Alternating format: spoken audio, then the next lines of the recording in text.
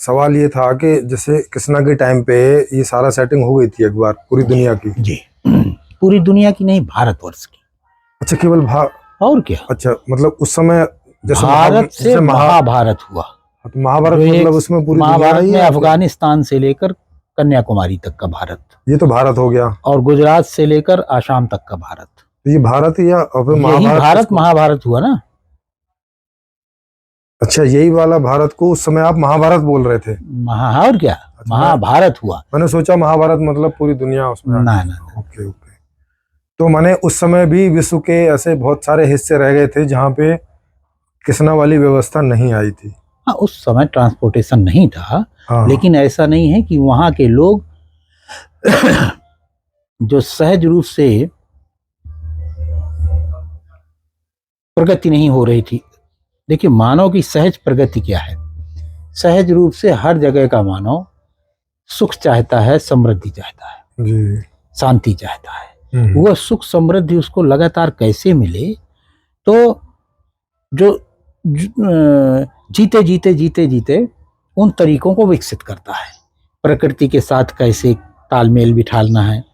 एक विचारधारा चली कि इसके ऊपर विजय पाना है, आज तक विजय पा नहीं पाए। एक विचारधारा चली धरती में, नहीं, इसके साथ सहअस्तित्व पूर्वक रहना है, वो रहने लगे। कहीं पर इस प्रकृति को ये माना कि ये तो हमारे लिए बनी है, इसको तो लूट ले सकते हैं, उस तरह एक प्रवृत्ति से चले। अब उन प्रवृत्तियों से प्रवृत्ति मूल में ये रही, तरह तरह के तरीके बदलते रहे, तरीके बदलते रहे। उसके कुछ परिणाम आए जी। उन परिणामों में संतुष्ट हो गए तो ठीक है, नहीं हुए तो फिर आगे पीढ़ी और खोज करती है। ये सहज रूप से चल रहा था जी। तो उस समय जब ट्रांसपोर्टेशन नहीं था तो धरती के इस हिस्से में भी काम हो रहा था, अफ्रीका में भी काम हो रहा था, यूरोप में भी काम हो रहा था, अमेरिकन उसमें काम हो रहा था, सब जगह काम हो रहा था।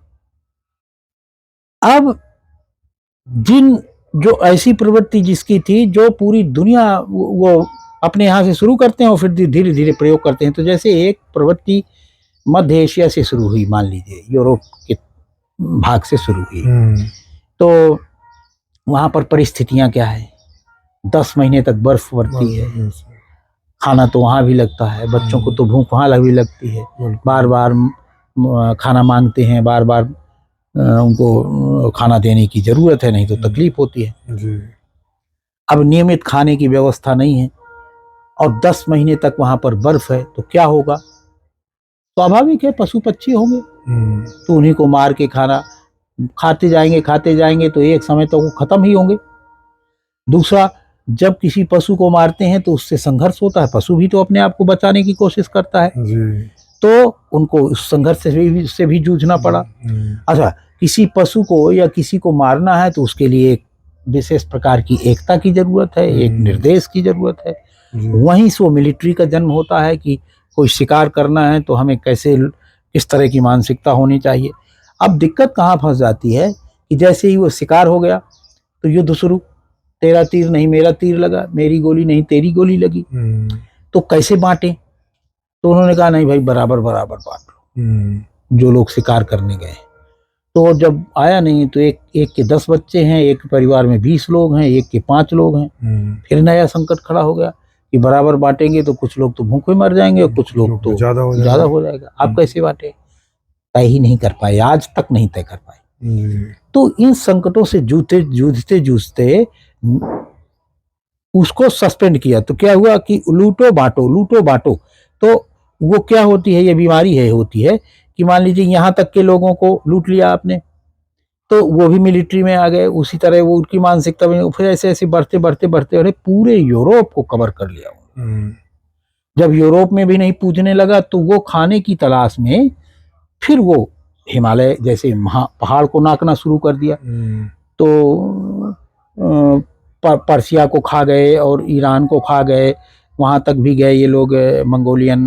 मंगोल से चलता था ये सब, वहां से ये मरभुखई चलती थी और उसके लिए, शिकार के लिए, लूट के लिए धीरे धीरे आपको पता ही होगा कि जो इस्लामिक वर्ल्ड है, इसका भी क्या तो नाम था, उसका कुछ नाम था, बाबर के बाबा थे वो, जहांगीर, नाम चंगेज खान के बाप।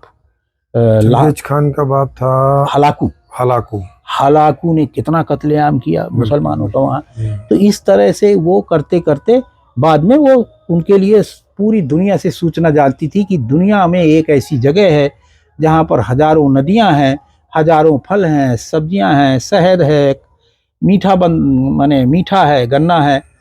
तो ये एक तरह से, और आप अगर ध्यान से देखें तो चाहे ईसाइयों के स्वर्ग की परिकल्पना हो, चाहे इस्लामिक वर्ल्ड के स्वर्ग की परिकल्पना हो, उस स्वर्ग को भारत को मिलाइए आपको एक मिलेगा। तो उस समय तो उनके लिए ये स्वर्ग ही था वो। तो सबकी गति इसी तरफ को बनी हुई थी।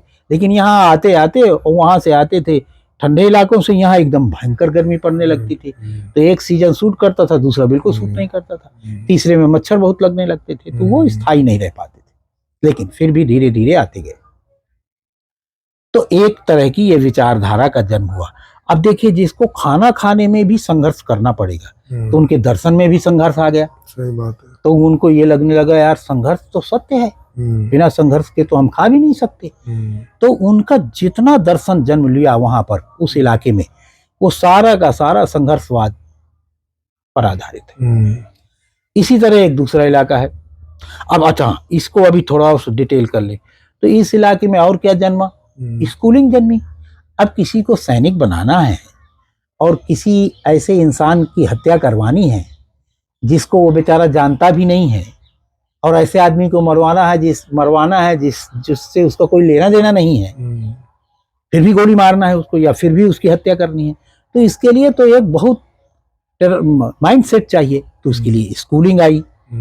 स्कूलिंग की शुरुआत लोगों का सैनिक बनाने के लिए हुई।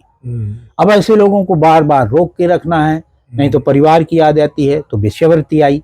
तो ये जो वेश्यावृत्ति, और फिर उसको बनाए रखने के लिए एक पॉलिटिकल सिस्टम आया। तो जितने पॉलिटिकल सिस्टम, और ये सब काहे के लिए हो रहा था, खाने के लिए। मूल तो खाना ही था। अभी भी वही चल रहा है। हाँ, अभी भी मूल तो वही है। पहले खाना हो, बाद की बातें बाकी तो सब नाटक है।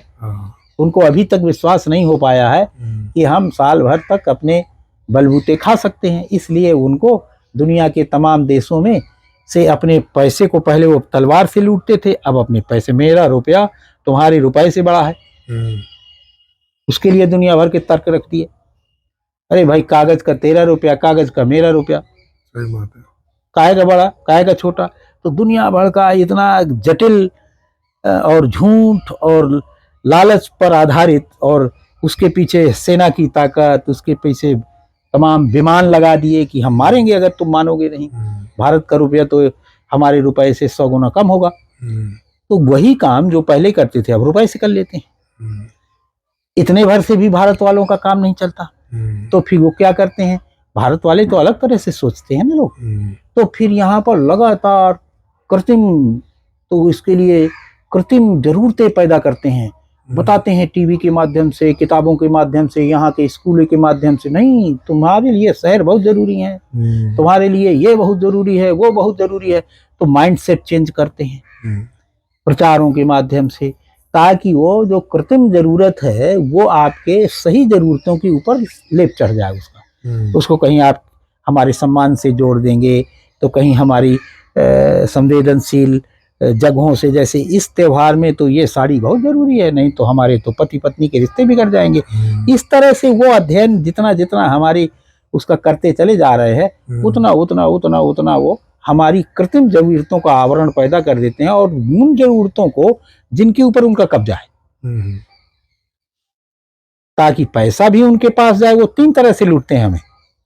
पैसा भी उन्हीं की तरफ भगता है, और उस पैसे के माध्यम से अच्छी अच्छी वस्तुएं भी उन्हीं की तरफ भगती हैं, और उसी पैसे के कमाने के लिए हमारे अच्छे अच्छे दिमाग भी उसी तरफ भगते हैं।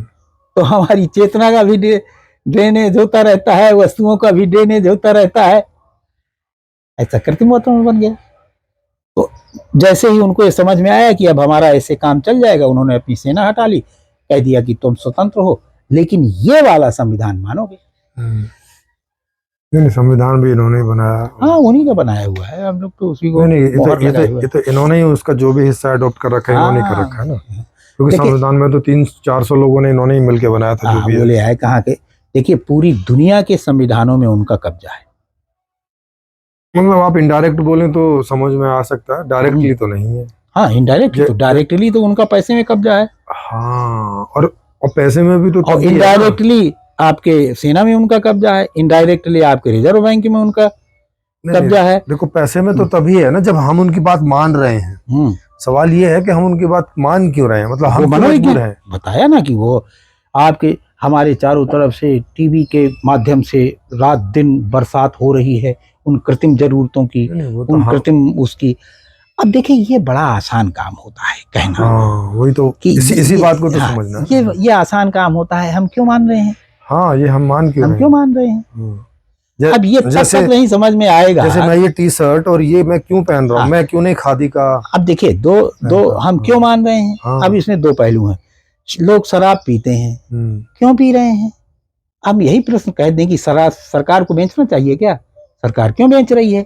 नहीं, वो तो आप कहीं से भी पूछना शुरू करें। हाँ देखो, तो सरकार बेच रही है इसलिए पी रहे हैं। देखो अब उसका उत्तर ये भी हो सकता है लोग पी रहे हैं इसलिए सरकार बेच रही है। हाँ, ये भी तो कह रहा हूँ। तो इसमें आप जो बोलो उस हिसाब से हम लोग समझने की कोशिश करते हैं। आप जैसे बोलो, कोई तो ऐसे भी बोल सकता है कि क्योंकि भाई लोग पी रहे हैं तो इसलिए बेच रही है सरकार।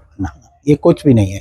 तो ना सब लोग पी रहे हैं, नहीं सब लोग तो बेचने पर भी नहीं पी रहे हैं। नहीं बेच रहे, मैं पी रहे हैं, मैं नहीं पीता, आप नहीं, कोई नहीं पीते हैं। तो कुछ पीने वाले पीते हैं। हाँ तो अब हमें इसमें जैसे मेरे लिए होता तो देखिए विषयांतर हो जाएगा, हम कहीं से कहीं भटक रहे हैं। नहीं इन चीजों से हमें ये चीजें समझ में आएंगी। आप समझ नहीं पाएंगे। अच्छा, आप क्योंकि आपका जो माइंडसेट मैं जो देख रहा हूँ वो माइंडसेट आपका बिल्कुल अलग प्रकार का है। तो लेकिन मैं बताने की कोशिश अपनी तरफ से लगातार कर रहा हूँ कि जैसे एक परिवार होता है तो परिवार कोई सेना का अधिकारी नहीं होता है। उसमें हर उम्र के बच्चे होते हैं, महिलाएं होती हैं, और हर सदस्य समाज का भी एक जुड़ा हुआ होता है। समाज के माध्यम से भी उसके माइंडसेट बदलते हैं, उसका भी एक विकास क्रम होता है। तो उसके पास बहुत सारे विकल्प होते हैं। हम किसी को नहीं कह सकते तुम ये क्यों करते हो। एक दूसरा सिरा है जो उसको प्रोवाइड कर रहा है। यदि हम सामूहिक रूप से उस प्रोवाइड करने वाले सिरे का विरोध करते हैं तो दोहरा काम होने लगता है। यहां लोगों को लगता है अच्छा ये खराब चीज है क्या, बंद करो। जैसे प्लास्टिक पैदा करने वाली की जगह में आसान है उसको बंद करना, या प्रयोग करने वाली की जगह में आसान है उसको बंद करना। लोगों को हम सिखाते घूमे कि तुम प्लास्टिक ना लो, या जहां से पैदा हो रहा है वहां पर एक कानून बना दें कि प्लास्टिक न बनाओ। कौन सी चीज आसान है आप बताइए। वही आसान है तो वो करना चाहिए। हाँ, वही तो सवाल है कि कर क्यों नहीं रहे हैं, इसके कारण में हम जाएं। अब इसके कारण में हमारी तो पहुंच से बाहर है वो। तो चूंकि कल को हम भी वहां पहुंचेंगे तो वो कारण तो हमारे सामने भी आएगा। हाँ, कि भाई हम क्यों नहीं कर रहे हैं इसको। हाँ, लोगों को क्यों बोल रहे हैं कि तुम नहीं खरीदो और नहीं खरीदोगे। वो उसके लिए बहुत अच्छा क्वेश्चन है। वो क्वेश्चन ये है कि वो बहुत अच्छा ये है कि वो क्यों कर रहे हैं। ये वही माइंडसेट है जिसकी मैंने अभी चर्चा की, जो पूरी दुनिया को अपने कब्जे में ले जाने वाला माइंडसेट है। और उस माइंड सेट के दो पांव हैं। एक पांव का नाम है लालच, ठीक है ना। नहीं, लेकिन पॉलीथीन शराब से वो कैसे कंट्रोल कर लेंगे, ये बाबू आपके पास धैर्य ही नहीं है उसको समझे। तो उनको लालच से पूरी दुनिया की संपत्ति मेरी हो जाए, पूरी दुनिया में मेरा अधिकार चले, ये जो मानसिकता आती है, इस मानसिकता के ये छोटे छोटे सिपाही हैं। तो कोई धरती को खोद के पूरी दुनिया को बेच के पैसा कमाना चाहता है, वहां से आता है और उसकी मोनोपोली बनाए रखना चाहता है, उसके मूल्य पर अधिकार किए रहना चाहता है, और उसके लिए पूरे देश सारे देशों के प्रधानमंत्रियों के ऊपर लॉबिंग करता है। वहां के संसद है उससे लॉबिंग करता है। आप क्या समझते हैं हमारी संसद में हमारे सांसद बैठे हैं? नहीं, तो हम आपकी बात मान लेते हैं कि चलो हमारे नहीं, उन्हीं के सांसद बैठे हैं। अब इसमें किया क्या जाए, मतलब आप क्या सोचते हैं कि इसको कि क्या करें, क्योंकि सांसद उनके हैं, आर्मी उनकी है, बैंक उनका है, माइंडसेट उनका है। तो हमारे स्तर का आदमी, तो मैं जो कर रहा हूँ, हम इसी तरह खेती किसानी करके सरलता से कैसे समृद्धि पूर्वक आनंद पूर्वक नित्य जिया जा सकता है, हम तो जी रहे हैं। जो हमारे संपर्क में आता है उसको बताते जाते हैं कि तुम भैया जाके अपने हिस्से की खेती करो, खेती करो और आनंद से रहो। धीरे धीरे धीरे धीरे जब ऐसे लोगों की संख्या ज्यादा होगी तो जब बदलना होगा तो बदल जाएगा। हमारे पास इसका कोई रोड मैप नहीं है। ठीक है, हमारे पास ये रोड मैप नहीं है कि ये बदलेगा कैसे। हम लोगों को बता सकते हैं, हर लोगों को पता भी है कि ये बुरा है। अब व्यक्ति से क्या कहें, अब जब सरकारें ही शराब बेचने का काम कर रही हैं, सरकारें ही नदियां मोड़ने का काम कर रही हैं, सरकारें ही और इकोनॉमी बूम के लिए काम कर रही हैं कि हमारे पास पैसा होना चाहिए, हमें तो 5 ट्रिलियन इकोनॉमी बन चाहिए, काहे के लिए। तो ये यहाँ से सब आती हैं बातें, वहाँ इसलिए आती हैं कि वो अपनी तुलना यूरोप से करते हैं। तो मैंने आपके सामने आपके मुंह पर इसीलिए बार बार कहता हूँ कि माइंडसेट अगर वही है तो हम छोटी छोटी बातों में भी उसी तरह का हमारा नजरिया बना रहता है, देखने में भी नजरिया बना रहता है। नहीं, मेरे कहने का मतलब मैं थोड़ा ये समझना चाह रहा हूँ कि जैसे मान लिया मैंने टीवी के बारे में सुना, है ना, और टीवी कहीं मुझे थोड़ा बहुत देखने को भी मिल गया कहीं ऐसे किसी के यहाँ पे, और वो मुझे अच्छा लगा, मुझे इच्छा हुई कि ऐसा टीवी मेरे घर भी हो। इसमें कहाँ पे गलती हो रही है? इसमें गलती में यानी मिस्टेक कहाँ पर हो रही है और किसके द्वारा हो रही है? देखिए, मैं 2 उदाहरण आपको क्या केवल खेती बाड़ी करना और 2 रोटी खा लेना और खद्दर पहन लेना और बस एक उसमें क्या यही जीवन है? अच्छा, मतलब आप इस रूप में पूछ रहे हैं। हाँ बिल्कुल। ये बताइए आप, क्या बताइए, ये बताइए कि टीवी काहे के लिए देख रहे हैं? अच्छा लगता है। अच्छा लगता है तो हमें नहीं अच्छा लगता है? नहीं, जिनको नहीं लगता वो तो ना देखें, तो ना देखें बस, तो उसका प्रश्न ही बंद हो गया। लेकिन जिनको अच्छा लगता है वो तो देखें। हम कब कहते हैं ना देखें? वही तो कह रहा हूँ। तो फिर उनको ऐसा क्यों बोला जाता है कि ये तो यूरोपियन माइंडसेट है? यूरोपियन माइंडसेट है। जैसे आपके घर में बच्चे, जब उनका माइंडसेट क्लियर नहीं है, वहां पर आ गए कि एक जूता होता है जो हमारे पड़ोस में बनता है, वो 20 रुपए में बन जाता है, उसका घर भी 20 रुपए में चल जाता है। उसी में एक जूता फला कंपनी का है और इतना अच्छा है और उसको जोड़ के दिखाया गया बोध मन में, तो वो फिर मांगता है। मांगता है, पहन के देखा और उसमें उसे अंतर भी लगा के, हाँ भाई अंतर तो है, अंतर है और ज्यादा अच्छा लग रहा है ये। हाँ। तो फिर वो उसके लिए पैसे जुटाने की कोशिश करता है, चोरी करता है, चमारी करता है, जो भी करे, प्रकृति का नुकसान करता है, माँ बाप को कर्जा लेना पड़ जाता है, कुछ करता है। हाँ। तो इसमें कहाँ पे गलती हो रही है? कहीं गलती नहीं हो रही। इसमें हम गलती और सही की कहाँ, ये हो रहा है, बस हम तो एक प्रक्रिया बता रहे हैं आप। नहीं तो क्या अगर ये हो रहा है तो इसको क्या ऐसे व्यवस्थित रूप में नहीं किया जाए कि इसके जो कहीं पे कोई दुष्परिणाम आ रहे हैं? क्या हम मास्टर साहब हैं कि अच्छी गलतियों करने के लिए बैठे? नहीं, वो नहीं कर रहा मैं। अगर मतलब है हम तो अच्छे से हम अच्छे से जी के बता रहे हैं कि जूता यदि हमारे पड़ोस में कोई बनाता है जिससे उसकी आजीविका भी चलती है, वो चूज करना ठीक है। उससे हमारा समाज भी बना रहता है, हमारे पड़ोसियों, हमारा पैसा भी आसपास बटा रहता है। फिर जो ऐसे हम क्रम से सब पूरी दुनिया में अच्छा हो जाता है।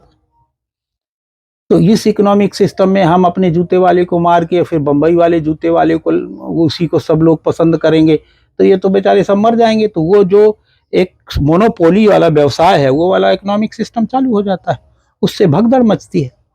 तो फिर इसमें तो क्वालिटी नहीं आती है। क्वालिटी आप जैसे सुबह, ये बताइए, जैसे बोल रहे थे कि क्वालिटी चीजों में क्वालिटी होनी चाहिए, ये प्राकृतिक आती है, एक पीढ़ी से दूसरी में, दूसरी से तीसरी में स्वतः आती है। मैं ये कह रहा था, मैं ये नहीं कह रहा था कि कृत्रिम क्वालिटी आती है। लेकिन वहां पर भी तो पीढ़ी से ही आ रही है ना, वहां पर भी ऐसा नहीं है कि जन्म से ही। अरे कहाँ आ रही है क्वालिटी दे रहे हैं? ऐसा बिल्कुल नहीं आ रही है। वो जो आ रही है वो दूसरों का रोजगार छीन के आ रही है। जैसे ढाका में एक मलमल बनता था, ढाका में एक मलमल बनता था, एक रिंग से पूरी साड़ी निकल जाती थी। आज तक दुनिया में नहीं कोई बना पाया है, और उन कारीगरों को मार दिया गया। आप कैसे कहते हैं कि ये नहीं होता है? इन लोगों को, लेकिन जो हमारे आसपास कर रहे थे। ऐसे कपड़े कौन बना रहे? फिर ऐसे कपड़े तो अभी भी आ रहे हैं। कहाँ आ रहे हैं? तो आप एक अंगूठी की छल्ले से निकाल सकते हैं। हाँ, तो कहाँ से आ रहे हैं? बाहर से भी आ रहे हैं, यहाँ से आ रहे हैं। तो जयपुर में भी है एक इस तरह की चीज है, वो वहां से भी आते हैं। और बाहर से तो अब ऐसे बहुत कपड़े हैं जो आप अंगूठी से आराम से निकाल सकते हो। तो इसमें क्या पूछना चाहते हैं? हाँ, इसमें जो मैं पूछ रहा हूँ वो ये पूछ रहा हूँ कि जैसे हमने समाज को ऐसे करके इसको डिवाइड कर लिया कि एक यूरोप का समाज है, एक मध्य एशिया, इसका उस तरफ की एशिया का है, एक जो भारत में पड़ता है। आप मेरी बात को पकड़ ही नहीं पा रहे हैं। हाँ। मैं कह रहा हूँ माइंड सेट है, आप भी उसी माइंड सेट में। अभी मेरे तीन प्रकार के माइंड सेट में आपका भी यूरोपियन माइंड सेट है। हाँ, तो जो हर चीज में मोनोपोली करना चाहता है और उसको सेंट्रलाइज करना चाहता है। आप ही कह रहे हैं। मैं ये कह रहा हूँ कि अगर मेरे पड़ोस में मेरे पड़ोस में नहीं, मैं तो कोई कह रहा आदमी हूँ- जूता बना रहा है मैं तो कह रहा हूँ कि तो इसका मैं भी हल कोशिश हो। करूंगा कि उसकी क्वालिटी कैसे बढ़े, ना कि ये किसी को कहूंगा उसको मार के मैं जूता अमेरिका से नहीं लाऊंगा। नहीं, मैं वो नहीं कह रहा। नहीं तो क्या कह रहे हैं? नहीं, मैं वो भी नहीं कह रहा जो आप समझ रहे हैं। मैं तो ये कह रहा हूँ कि क्यों ना ये सारा समाज एक साथ ही होके, जो 3 माइंड सेट है, हम्म। ये क्यों नहीं एक साथ। ये हुए भारत में, गांव में हुए। गांव में क्या हुआ कि जो वो वाला माइंडसेट है मोनोपोली करने वाला, हाँ, वो पशुपालक समाज है, हम्म, और जो लूट वाला है उसको हमने गांव में सेट कर लिया। लूट वाले को तिजारत माने वस्तुओं का आदान प्रदान, उसको व्यवसाय में लगा लिया, हम्म, और जो पशुपालक प्रजातियों को उनको अपने साथ में जोड़ लिया। उनके पशुओं को हमने उसमें प्रयोग करना शुरू कर दिया। तो हमारे यहाँ तो सिस्टम बन गया। गांव माने पूरा सिस्टम है। नहीं तो इसी सिस्टम को पूरी दुनिया में क्यों नहीं ये ऐसा हो जाए, तो फिर ये तो बात ही खत्म हो जाए, बहुत बढ़िया। यही तो हम कह रहे हैं, ग्राम स्वराज जी होना चाहिए सब जगह। नहीं, और जैसे जिसे आप ग्राम कह रहे हैं, उसे चूंकि अब पब्लिक ज्यादा हो गई है, हाँ हाँ, तो अब उसे नगर का नाम दे दिया जाए। काहे को दे दिया जाए? नगर एक अपोजिट व्यवस्था है। वो कैसे? देखिए गांव माने जहां पर परिवारों के आपसी रिश्ते होते हैं। नगर जहां कोई पड़ोसी का पड़ोसी से रिश्ता नहीं है, वो भीड़ है। नहीं, मैं आज के नगरों की बात नहीं कर रहा। तो फिर नगर शब्द ना रखिए ना, कोई दूसरा नाम दीजिए। क्या रखेंगे आप बताइए क्या अच्छा, रखना चलो, है? आपके मन की परिकल्पना है तो आप अच्छा बताइए। चलो 10 से 20 आप लाख लोगों का ये तो ग्राम। नहीं बनेगा कि आप शब्द वो प्रयोग करें और अपना भाव डाल दें। किसको किसको बताने जाए, मेरा वो मतलब नहीं, मेरा वो मतलब नहीं। अरे क्या मतलब है उसका, नाम शब्द बताइए। हाँ, नगर का मतलब हो गया एक इतना बड़ा गांव जिसमें 10 से 20 लाख लोग रहते, इतना बड़ा बड़ा गांव। तो उसको बड़ा गांव कह दीजिए। चलो, तो वो तो मतलब ऐसे तो हो सकता है ना। अब बड़ा गांव नहीं होता है। और हमारे यहाँ जब गांव बड़ा हो जाता है तो उसमें थोक बन जाते हैं। थोक मतलब ज्यादा से ज्यादा 40-50 परिवार समूह एक साथ जहां रहते हैं। उससे बड़ा होने पर दूसरा थोक, हाँ, तीसरा थोक, चौथा थोक, पांचवा और थोक। जो ये 10 थो रह रहे हैं, इनको एक नाम से क्या बोलेंगे? ये जो सारे थोक रह रहे हैं, सारे थोक रह रहे हैं। हाँ, इसका कुछ नाम अभी हमने नहीं ध्यान दिया है। मैं वहाँ नहीं गया हूँ। जैसे हमारे यहाँ एक मटौंद गांव है, वहाँ पर 5 थोक हैं। एक कहरा गांव है, उसमें 3 थोक हैं। ओके। और उनकी अलग अलग प्रकार की व्यवस्थाएं हैं। और मैं समझता हूँ उनके मुखिया हो सकता है एक रहते रहे हों, वो अध्ययन मैंने नहीं किया है अभी। लेकिन वैसे नगर में भी ऐसे ही रहते हैं, मतलब वहाँ पे भी बहुत सारे समाज होते हैं नगर में। कोई गुजरात से समाज आया है, कोई यूपी से आया है, कोई कहीं से, वहाँ भी ऐसे ही होता है। वो भी इन्हीं बहुत सारी थोड़ों का संग्रह ही है। हाँ, बस वहाँ एक चीज क्या रहती है अलग से, हाँ, कि गांव में चूंकि थोड़े लोग रहते हैं तो बहुत सारी सुख सुविधाएं वहाँ संभव नहीं हो पाती उस लेवल की। तो लेकिन नगर में सारी सुख सुविधाएं हो जाती हैं उतने थोकों के एक साथ रहने की वजह से, है ना। क्योंकि कोई चीजें हैं जो हम 10 लोगों पे नहीं कर सकते, नहीं तो वो मतलब मेंटेनेंस नहीं होता उसका। तो बस उसी को नगर बोलते हैं। आज भी देखिए जो अभी नगर कहते हैं, हमारी वो जो उसी को कहते हैं। परिकल्पना है, हमारी परिकल्पना 10 सोपानी है। 10 सोपान माने 10 स्टेप में हम पूरी दुनिया को कवर करते हैं। हाँ, वो बताइए थोड़ा कैसे। पहला स्टेप है गांव, जहां हम अनुमान करते हैं 1000 से 2000 लोग, माने 100 से 200 परिवार। ओके, और हमारे स्ट्रक्चर में व्यक्ति इकाई नहीं है, परिवार इकाई है। ठीक है। तो ऐसे 200 परिवारों का एक समूह, फिर एक समूह, फिर ऐसे समूह, ऐसे ऐसे करके फिर 10 परिवार ऐसे गांव का एक, तो एक परिवार जैसे माने 10 स्तर में पहला स्तर हो गया परिवार, ठीक है। दूसरा स्तर हुआ परिवार समूह, माने गांव ना परिवार समूह, 10 ठीक। परिवारों का एक क्लस्टर जो अपना शिक्षा स्वास्थ्य न्याय देखेंगे। अच्छा, परिवार समूह माने 2000 लोग हो गए परिवार समूह। नहीं 2000 लोग हो गए परिवार समूह। नहीं नहीं नहीं, परिवार समूह में 10 से 20 परिवार और इनका आर्थिक इकाई एक होगी। अच्छा, माने 10 या 20 परिवार एक साथ खेती करेंगे। ओके। उसमें कोई लोहार भी होगा, कोई बढ़ई, मतलब सब अलग अलग प्रकार का, जिसका जो स्किल हो अपना काम करेंगे। ठीक है। और सारे मिलकर जो आए उसको न्यायपूर्ण ढंग से अपने घरों में बांटे। ठीक है। लेकिन हर परिवार का अपना एक उद्योग धंधा होगा, छोटा छोटा। इसके अलावा खेती के अलावा जो जिसके स्किल है वो भी करे। इसी तरह ये परिवार समूह हो। ऐसे 10 परिवार समूहों का एक समूह गांव कहलाता है। ऐसे 10 परिवार समूह के गांव हो गया। एक गांव हो गया। ठीक अब है। 3 स्टेप पूरे हो गए। ऐसे 10 गांव का एक ग्राम समूह हो गया। तो 10 गांव का ग्राम समूह हो गया। ठीक, ओके। ऐसे 10 ग्राम समूहों का एक ग्राम मंडल हो गया। ठीक है, ग्राम मंडल हो गया। ऐसे 10 ग्राम मंडलों का एक ग्राम एक प्रदेश हो गया या एक जिला हो गया। चलो, डिस्ट्रिक्ट हो गया, जिला हाँ, हो गया। जिला हो गया। ऐसे 10 जिलों का एक प्रदेश हो गया। ऐसे 10 प्रदेशों का, इस तरह से हम पूरी दुनिया में देशों का तो देश से खत्म, इसमें देश खत्म। अब पूरी ग्लोब है।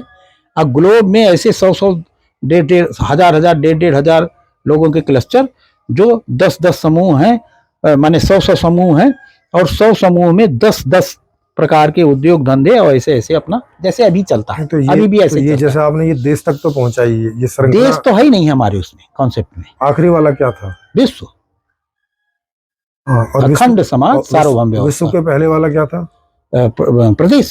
प्रदेश समूह। हाँ, वही तो प्रदेश हो गया, और प्रदेश के बाद में विश्व आ गया पूरा। हाँ, ये हो गया। तो माने जितने भी प्रदेश हो जाए सबको मिला के विश्व। हाँ, विश्व, क्योंकि प्रदेश तो 10-20 से ज्यादा हो सकते हैं ना, जिस तरह से आप करें। जैसे 20, अगर वो तो नीचे जैसे मान लीजिए प्रदेश तो ज्यादा समूह है, हजारों की संख्या में हो जाएंगे। हाँ, इस बिल्कुल होंगे, और क्या होंगे। क्योंकि 8 अरब की जनसंख्या है। बिल्कुल। हम तो 10 अरब की जनसंख्या को लेके चलते हैं। इस धरती में 10 अरब लोग रह सकते हैं। हाँ, तो 10 अरब की जनसंख्या में प्रदेश तो बहुत सारे हो जाएंगे। उसीलिए गांव को हमने 1000 का रखा, हाँ, बताने की सुविधा में। हाँ, ठीक है। अब उसका डिस्ट्रीब्यूशन कैसे होगा, वो उसमें जादू है पूरा। हाँ, आर्थिक इकाई परिवार समूह तक जी, एक्सचेंज की इकाई गांव समूह तक, फिर इसके बाद पत्र मुद्रा। उसके पहले पत्र मुद्रा का कोई लेना देना नहीं, कैश का कोई लेना देना। उसके पहले वस्तु विनिमय गांव स्तर पर। हाँ, श्रम विनिमय परिवार समूह स्तर पर। ओके। 3 चीजें है ना हमारे पास, श्रम विनिमय, वस्तु विनिमय और मुद्रा विनिमय। मुद्रा विनिमय तभी जरूरत है जब गांव के बाहर। तो हमारी परिकल्पना में तो गांव में एक वस्तु विनिमय केंद्र है। जैसे हम ये हमारी परिकल्पना में पूरे गांव का ही है। ठीक है। कोई भी आदमी अगर प्राकृतिक तरीके से खेती करता है, कुछ पैदा करता है, हम उसका सब खरीद लेते हैं, और हमारे यहाँ ग्राहक अपने आप आते हैं, हम बाजार जाते नहीं जी।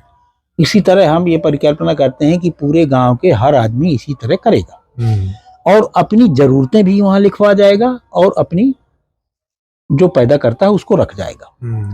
तो मान लीजिए जरूरतों में आया कि इस साल 1000 छाते चाहिए या 2000 जूते चाहिए, तो व्यक्ति नहीं कोई बाजार जाएगा। इस विनिमय समूह का की एक पूरी जो ग्राम की समिति होगी, जिसमें 10 लोग होते हैं, एक समिति में 10 लोग, तो वो तय करेंगे, देखेंगे कि दूसरे इस तरह के ग्राम समूह के पास कौन जूता बनाता है या कहाँ छाता है, उससे एक्सचेंज कर लिया। उसके पास कोई वस्तु नहीं है तो हमने दे दिया, ऐसे अपना कर लिया। तो इस तरह से हम धीरे धीरे वस्तुओं का जो जिस गांव में नहीं है, तो ऐसे तो ये जो वो वस्तु विनिमय आपस में करेंगे, इसमें क्या हिसाब किताब रखेंगे? मतलब कितनी वस्तु से कितना दूसरी वस्तु का उसकी सब समितियां बनी है, अपना तय करेंगे। जैसे उदाहरण के लिए जैसे मान लीजिए परिवार समूह में तो कुछ बटना नहीं है। मतलब जैसे इधर से समझ लो हमारे यहाँ से जूते गए और उधर से छाते, हमारे गांव के बीच में। हाँ, हमारे गांव से जूते गए। हाँ, कोई दूसरे गांव में जूते नहीं बनाता। हाँ, और उनके वहां से छाते आए। हाँ, तो छातों का और जूतों का आपस में जो विनिमय होगा, वो किस आधार पे करेंगे? मैंने कितने जूते पे कितने श्रम मूल्य और गुणवत्ता के आधार पर। जैसे मतलब उदाहरण, जैसे मान लीजिए कि उसको बनाने में कितना श्रम लगा है, कितना मटेरियल लगा है, और कितने दिन तक कितनी उपयोगी है, इस आधार पर वह वस्तु भी है, कितने दिन के लिए उपयोगी है, कितने श्रम लगा है, कितना बनाने में समय लगा है, वो अपना लिख के भेज देंगे, हम लोग एक्सचेंज कर लेंगे। इसको बनाने में 10 दिन लगा है, इसको बनाने में इतने लगा, तो श्रम मूल्य और उपयोगिता के आधार पर उसको मैच करा लेंगे। उस आधार से मान लिया कि 2 जूते बनाने में 2 दिन लगे और एक छाता बनाने में 2 दिन लगे, तो एक छाता बराबर 2 जूते हो गए। ऐसे कर, मतलब श्रम के आधार से श्रम मूल्य और उपयोगिता मूल्य दोनों के तुलना में होता है, उपयोगिता कितनी है। अच्छा, और जो इंटेलेक्चुअल चीज है उसका कैसे लगाएंगे? इंटेलेक्चुअल प्रॉपर्टी बेचने और खरीदने से मुक्त रखेंगे, हमारे यहाँ ज्ञान व्यापार नहीं जैसे मान होता, लिया किसी ने कोई रिसर्च की, उसका कोई मूल्य नहीं। उसका कोई मूल्य नहीं होगा, उसको किस आधार पे चीजें मिलेंगी? उसको भी श्रम करना पड़ा, बिना श्रम के तो खाना मिलेगा ही नहीं किसी को। अच्छा, मतलब माने अगर वो बहुत सारी रिसर्च भी करे तो उस बेस चाहे पे उसको जो कोई कुछ खाना भी नहीं करे, मिलेगा। उसके बेस पर उसको एक तो चावल नहीं मिलेगा, उसको श्रम करना ही पड़ेगा। चावल के लिए उसे कोई ऐसा अपने परिवार से जुड़ा रहना पड़ेगा। ऐसा श्रम करना पड़ेगा उसे हाँ। कि जो दिखाई पड़े। हाँ, नहीं देखिए, हाँ। वो रहेगा परिवार का सदस्य। मान लीजिए उसने कोई ऐसी खोज कर दी जो विश्व स्तर की है, हाँ, तो हमारे ग्राम के लिए गौरव है, उसके लिए पुरस्कार दिया जाएगा, किया जाए, लेकिन अपने पर रहेगा परिवार में भी, परिवार में ही, उसके लिए अलग से कोई शहर नहीं बसेगा, वो वहीं रहेगा। नहीं, मैं वो नहीं कह रहा हूँ। हाँ, वहीं रहेगा तभी खाना पाएगा। कहीं जाएगा तो खाना नहीं, खाने के लिए वो या तो भीख मांगे। नहीं, ज्ञान का कोई व्यापार नहीं। नहीं, मैं वो नहीं पूछ रहा हूँ। मान लिया एक आदमी ने, जैसे मान लिया अभी गाड़ियों की इजाद नहीं हुई है, हाँ, और एक आदमी ने एक इंजन बना दिया, एक इंजन खोज दिया, उसने अपनी मेहनत लगाई, 10 साल 20 साल 30 साल तक उस पर दिमाग खपाया, ये प्रयोग किए वो प्रयोग किए, और वो 10-20 साल में एक ऐसा जो है इंजन बनाने में कामयाब हो गया। तो अब उसको ये जो उसने मेहनत की है 10 साल 20 साल, इसको कैसे आप उसमें मापते हैं? देखिए, हम उसकी मेहनत ही नहीं मानते, इसे ज्ञान श्रम नहीं को, मानते। ज्ञान को हम, ज्ञान अलग है, श्रम अलग है, शरीर अलग है ना। श्रम की अच्छा, चीजें स्थूल श्रम की बात कर रहे हाँ, हैं, मानसिक श्रम की बात नहीं। वो मानसिक श्रम थोड़ी है, और वो उसमें कोई थकता है क्या मानसिक श्रम करने में? उसमें भी थकता ही बिल्कुल बिल्कुल नहीं थकता है। थोड़ी देर उसको इसलिए तब जैसे एक आदमी किताब लिखेगा तो थकेगा नहीं क्या? तो बिल्कुल नहीं थकता है, तो दोबारा पढ़ने- किताब लिख देता, 500 किताब लिख देता। राम राम। तो लोग तो पढ़ने में भी थकते हैं। बिल्कुल नहीं, जीवन की ऊर्जा अक्षय है, और मिल कहाँ से रही है? वहीं देखिए, सैद्धांतिक रूप से हम लोग अलग अलग हैं। हम ये मानते हैं कि यह हम आत्मा हैं, जीवन हैं, अमर हैं, और इसकी ऊर्जा नित्य हमें परमात्मा से मिल रही है, अथाह स्रोत में घुसे हुए हैं। तो जो भी ज्ञान है वो आपका व्यक्तिगत है ही नहीं, उसमें परंपरा है ज्ञान की।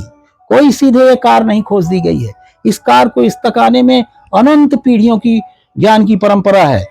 वो चोरी करके अपना बता ले, अलग बात है, तो वो ज्ञान की परंपरा है, इसका हम कोई मूल्य नहीं कह रहा हूँ। जो ज्ञान की भी परंपरा, आदमी का समय तो जाता है ना उसमें। समय जाता है, मतलब समय तो लगता है। हम कह ही रहे हैं ना कि वो अपना उत्पादन के क्रम में कहीं ना कहीं से उसको जुड़ा ही रहना है। कहने का मतलब ये हो गया कि अपने खाने पीने के लिए उसे काम करना ही पड़ेगा, उसके अलावा कोई समय में खोज कर ले तो कर ले। तो फिर उसका कैसे अपग्रेडेशन करेंगे हम? मान लीजिए उसने, मान लीजिए एक मंडल तक के काम में आने वाली प्रयोग, तो वो यहाँ से हमारी समिति से नाम चला जाएगा कि हमारे यहाँ इस विधा का इतना बड़ा प्रकांड विद्वान है, तो उस लेवल तक उसका सम्मान होगा, वहां पर उसकी व्यवस्था होगी, उस लेवल तक उसका सम्मान मिलेगा, रोटी नहीं मिलेगी। रोटी नहीं, रोटी तो वहीं परिवार से मिलेगी। शायद भारत में इसीलिए इंटेलेक्चुअल उतना पैदा नहीं हुआ। हाँ, मे भी ये भी एक कारण हो। अरे हम उनको इंटेलेक्चुअल नहीं मानते हैं जिनको आप मानते हैं। अरे कोई बम खोदना इंटेलेक्चुअल है? हमसे ज्यादा इंटेलेक्चुअल तो नहीं, लेकिन साइकिल हमसे ज्यादा। हाँ, तो साइकिल किसी बढ़ई ने खोजी है, उनके इंटेलेक्चुअल ने खोजी है। मैं बम की बात थोड़ी कर रहा हूँ। हाँ, तो साइकिल किसने खोजी है? बढ़ई ने। साइकिल बढ़ई ने। और क्या? इंजन किसने खोजा है? बढ़ई ने। सब किसानों ने खोजा है, एक भी इंटेलेक्चुअल केवल विनाश खोजे हैं। नहीं, मैं वो नहीं कह रहा। मैं कौन क्या कर रहे हैं बताइए? जैसे जेम्स वॉट ने इंजन बनाया। हाँ, तो कौन था वो? बढ़ई का लड़का। वो हो रहा था एक जगह, एक बार उसके यहाँ चाय बन रही थी, चाय में ढक्कन बार बार उसका निकल जा रहा था। उसने देखा, अरे यार इसमें तो ताकत होती है, उसने प्रयोग करने शुरू किया, तो ये इंटेलेक्चुअल हो गया। नहीं तो इसके बल पे उसे रोटी नहीं देंगे। बिल्कुल नहीं देंगे। हाँ, वही कह रहा हूँ ना, इसीलिए शायद, क्योंकि वहां लोग दे देते थे। हाँ, इसीलिए वो लोग वहां नहीं पैदा। जिसको आप इंटेलेक्चुअल कहते हैं, हम इस धरती के कतली कहते हैं उनको। आप बंदूक बनाने को इंटेलेक्चुअल मानते हैं? नहीं, मैं तो जेम्स वॉट की बात कर रहा हूँ। मैं तो बंदूक की बात नहीं कर रहा हूँ। तो फिर तो आप ये जो कह देती हैं, मुझे खटक जाती है कि इंटेलेक्चुअल नहीं पैदा हुए। ये हम खेती करना जानते हैं, इसमें इंटेलेक्चुअलिटी नहीं आपको दिखती है? नहीं, मुझे कि किस तरह से खेत को उपजाऊ बनाना है। मुझे आपके उस प्रश्न को चुभता है, मतलब। नहीं, तो इसीलिए तो मैं पूछ रहा हूँ आपसे कि आपको खेत में जो काम कर रहा है वो इंटेलेक्चुअल लगता है, लेकिन कोई साइकिल बना रहा है वो इंटेलेक्चुअल नहीं लगता। मैं कब कह रहा हूँ? हाँ, तो मैं तो उन्हीं की बात कर रहा हूँ। किस? तो इंटेलेक्चुअल उनको क्यों कहते हैं? तो आप ही तो कह रहे हैं कि खेती वाले भी इंटेलेक्चुअल है, तो फिर आप उनको क्यों इंटेलेक्चुअल बोल रहे हैं? हाँ, तो कहाँ खेती वाला तो खेती करके कमा रहा है, तो वो इंटेलेक्चुअल नहीं है? देखिए, श्रम और विवेक का, खेती के कामों में भी तो बहुत सारे इंटेलेक्चुअल होता है। जैसे हल बनाया, अब ये क्या बिना इंटेलेक्चुअल के बन गया?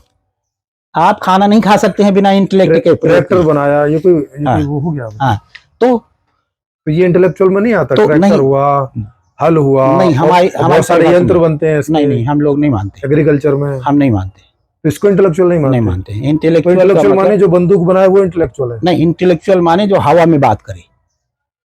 नहीं तो फिर इंटेलेक्चुअल का बंदूक मतलब वाले का उदाहरण क्यों दे रहे थे इंटेलेक्चुअल में? इसलिए कि उसने इंटेलेक्चुअल में क्या किया, उसने कि कैसे ज्यादा से ज्यादा लोगों का विनाश कर सकते हैं, उसने अपनी बुद्धि लगाई। तो आप उसको इंटेलेक्चुअल? हाँ, जैसे डीएपी यूरिया लाई बिगनेस खोजा, उसने कहा यूरिया से पौधा बढ़ता है और बाकी चीजों की इसकी जरूरत नहीं है, धरती का नाश कर दिया उसने। नहीं मतलब आप इसी को इंटेलेक्चुअल बोल रहे हैं जिससे धरती का नाश होता है? देखिए, हमारी दृष्टि में इंटेलेक्चुअल वह है जो किताब में लिखता है, ज्ञान बघाड़ता है। जैसे अभी हम ज्ञान बघाड़ रहे हैं, ये इंटेलेक्चुअल है। हाँ। जब हम शरीर के श्रम को और ज्ञान को दोनों को संतुलन में रखना चाहते हैं, न हम शरीर के श्रम से दोयम ज्ञान को करना चाहते हैं, न ज्ञान से दोयम शरीर को करना चाहते हैं। किस आधार पे तय होगा? क्योंकि दोनों को, अगर दोनों के श्रम को आप कुछ देंगे तभी ना बराबर होगा। क्यों देंगे? अगर एक श्रम को कुछ देंगे ही नहीं और एक श्रम को ये देंगे। किस, आप अपने आप से पूछिए कि आपके मन में ये क्यों आता है कि देने पर ही आदमी जिंदा रहेगा। जैसे मान लीजिए मैं देने का मतलब वैसा सिस्टम सेट करेंगे, देने से मतलब सिस्टम क्या होता है, सेट ही है। क्योंकि ये भी तो आप सिस्टम ही सेट कर रहे हैं ना कि भाई खेती में जो लोग करेंगे वो आपस में बांट लेंगे, ये भी तो आप तय कर रहे हैं ना। तो ये तय तो कर रहे हैं कि इनको अलग से नहीं दिया जाएगा। हाँ, उसको कहीं ना कहीं पार्ट रहेगा, वो वही बता रहा हूं मैं। उत्पादन से जुड़ा रहेगा। तो जैसे ये उसके साथ पक्षपात जो आप कर रहे हैं कि इसको तो नहीं देंगे, इसको तो देंगे, वही पूछ रहा हूँ। ये आप अपने मन से हमारे ऊपर थोप रहे हैं। नहीं, मैं सवाल मैं नहीं कह रहा हूँ, मैं कह रहा हूँ श्रम और विवेक दोनों को हम बराबर का दर्जा देंगे। किस तरह से, वही पूछ रहा हूँ मैं। इस तरह से कि विवेक वाले को भी श्रम पूर्वक ही खाना पड़ेगा और श्रम करने वाले को भी विवेक पूर्वक ही चलना पड़ेगा। और श्रम और विवेक के जो कॉम्बिनेशन है, माने संतुलन है, इसी से धरती सुखी और प्रसन्न होगी। कुछ लोग विवेकी हो जाएं, केवल विवेक का यूज करके काम करेंगे, कुछ लोग केवल श्रम करेंगे, तो दो तरह की दुनिया बनी रहेगी। हम ये चाहते हैं, कई तरह के लोग तो होते ही। जैसे आपने लियो टॉलस्टॉय का नाम सुना है? हाँ, सुना है। उसको क्या मानते हैं आप? उसका कुछ बताइए मुझे, उसका विशेष कुछ याद ये सब अध्ययन कर लीजिए ना, तो ये जो भ्रम आपके निकल उसका कोई जिस वजह से देखिए, यूरोप का एक ऐसा आदमी है जो 72 साल की उम्र में, 75 साल की उम्र में किसान बना और अंत में लिख के गया, किसान बनना ही माने किस हम। और इतनी बड़ी इंटेलेक्चुअलिटी थी उसके पास कि आज भी उसकी वार एंड पीस विश्व की सबसे ज्यादा बिकने वाली किताबों में से है। ठीक है। उसकी रॉयल्टी से वो तृप्त नहीं हुआ, तो उसने कहा कि ये सब बेकार का काम है, तृप्त होना है तो खेती करनी पड़ेगी। तो माने खेती से जुड़ा रहना और ये साहित्य रचना है, कोई खोज करना है, ये तो मानवता के लिए है। इससे रोटी का क्या लेना देना? खेती नहीं मानवता के लिए? बिल्कुल है, तो सीधी उगा रहे हैं। ये मानवता के लिए, खेती मानवता के लिए नहीं है। तो हम कब कह रहे हैं कि मानवता की? ये तो आप प्रश्न, तो दोनों चीज मानवता के लिए। लेकिन आप कह रहे हैं कि उनको बैठे बैठे खिलाया जाए। नहीं, बैठे बैठे कैसे? वो तो लिख रहे, जैसे कोई किताब लिख रहा है तो बैठा थोड़ी ना है। हाँ, काम कर रहा है ना वो भी। उस काम करने को हम, उसके लिखने को हम श्रम मानते हैं। उसका जो विवेक, इंटेलेक्चुअल का मतलब हम मानते हैं कि जो सोचता है। सोचने का मतलब है, जैसे किसी आदमी ने एक गाड़ी का डिजाइन बनाया, तो क्या उसने ऐसे ही बना दिया, यूं ही ऐसे करके थोड़ी बन गया। वो भी तो क्या चाहते हैं आप कि वो बैठे बैठे खाए? नहीं, मैं बैठा कहाँ है वो, यही तो पूछ रहा हूँ मैं आपसे। उसको वेतन से खिलाना चाहिए। वो महीने भर काम कर रहा है उस पे। क्या कर रहा है वो? अरे तो महीने भर खा रहा, तो खाने का नक्शे बनाने का खाना नहीं खा रहा है महीने भर। वही तो कह रहा हूँ, तो वो वाला खाना उसको उसके वजह से नहीं दे रहे आप। तो ये कह रहे हैं ना कि वो जो काम कर रहा है, कोई तो दे ही रहा है। अब उसके लिए अलग से पैसा क्यों चाहिए? नहीं, मैंने तो पैसे की बात ही नहीं की ना। बस तो फिर ऐसा तो आप वो खाना मिलेगा उसको, तो खाना, वही तो कह रहा हूँ। लेकिन देगा उसका परिवार। ये मैं समझा, उसका परिवार उसको किस आधार पे देगा ये खाना? अगर वो जो काम कर रहा है उसके बदले उसके परिवार को कुछ नहीं मिलेगा तो वो क्यों खाना देगा उसको? जैसे मैं और आप एक ही भाई हैं, सोचो, और आप कोई इंटेलेक्चुअल काम कर रहे हैं, माने आप कोई ऐसे नक्शा बनाने में लगे हैं कि भाई यहाँ से नहर निकाल ली है वगैरह वगैरह ऐसा, और उसके लिए नक्शा बनाना पड़ेगा, कहाँ कहाँ से होके आएगी, क्या क्या लगेगा। ऐसे में एक दिमागी काम कर रहे हैं। और मैं खेती बाड़ी करता हूँ, ठीक है। तो अब आप कह रहे हैं कि आपको खाना जो है वो मैं जो खेती बाड़ी कर रहा हूँ उससे खिलाएंगे। लेकिन आप जो काम कर रहे हैं उससे मुझे तो कुछ आएगा नहीं। क्यों नहीं आएगा? आप ही तो कह रहे हैं कि उससे तो उसका तो कुछ मिलेगा नहीं किसी को भी। वो तो सबको मिलेगा। मान लीजिए उसने नहर प्रणाली बनाई और उस नहर प्रणाली से मान लीजिए 500 गांव को मिला, 500 गांव खाना मिला ना।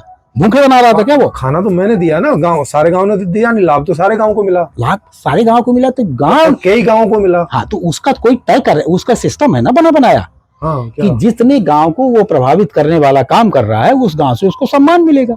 नहीं, सम्मान से रोटी तो नहीं मिलती ना। रोटी और सम्मान में हमारे यहाँ अंतर नहीं। हम 3 ही चीजों को अपना धन मानते हैं, स्वधन को, प्रतिफल को और सम्मान को।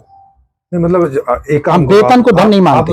मैं वेतन की बात ही नहीं कर रहा हूँ। मैं ये कह रहा हूँ कि ये रोटी मैं क्यों दूंगा, ये समाज को नहीं उसको देगा ये रोटी, मैं इसकी बात कर रहा हूँ। देखिए जो परिवार समूह का हिस्सा वेतन से भी रोटी लेता है और आर्थिक, मैंने बताया आपको कि परिवार समूह से आएगी आर्थिक। ठीक है। समूह में परिवार वाले मिलकर काम करेंगे, उससे अपना बांटेंगे। ठीक है। परिवार समूह के पास हो गई प्रॉपर्टी, खाने वाली चीजें। अब वो लड़का मान लीजिए कोई, लेकिन वो एक ऐसा काम कर रहा है, वो काम कर रहा होगा वहां उनके खेत में साथ में बैठ के, तो ही उसको देंगे, नहीं तो नहीं। नहीं, ऐसा कुछ नहीं। परिवार में ऐसा कुछ नहीं है। परिवार वाले क्यों देंगे उसे, ये भी तो बात है ना। इसलिए देंगे तो उनका अपने प्रेम की बात हो गई कि ठीक है भाई बिठा के खिला लो। देंगे ही, अभी भी देते ही हैं। ये जो नौकरी करने लगते हैं ये जाके बेईमानी करते हैं। नौकरी करने वालों को परिवार वाले रोटी भेजते ही हैं। बच्चे जो पढ़ रहे हैं उनको परिवार वाले भेज ही रहे हैं, उनको तुरंत नहीं फेंक देते हैं।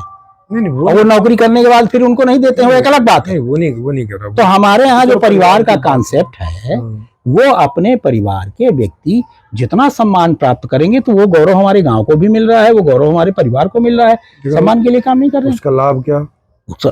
तो माने यही बस आपके मन में जो यूरोप की मानसिकता है, यूरोप का नहीं भैया, लाभ माने क्या होता है? हाँ, लाभ जैसे लाभ माने ये होता है कि जैसे खेती कर रहे हैं तो उसके बदले में रोटी मिली, पानी मिली, ये लाभ हो गया। अब अच्छा, मैं अब आपको लाभ के कॉन्सेप्ट को बताता हूँ।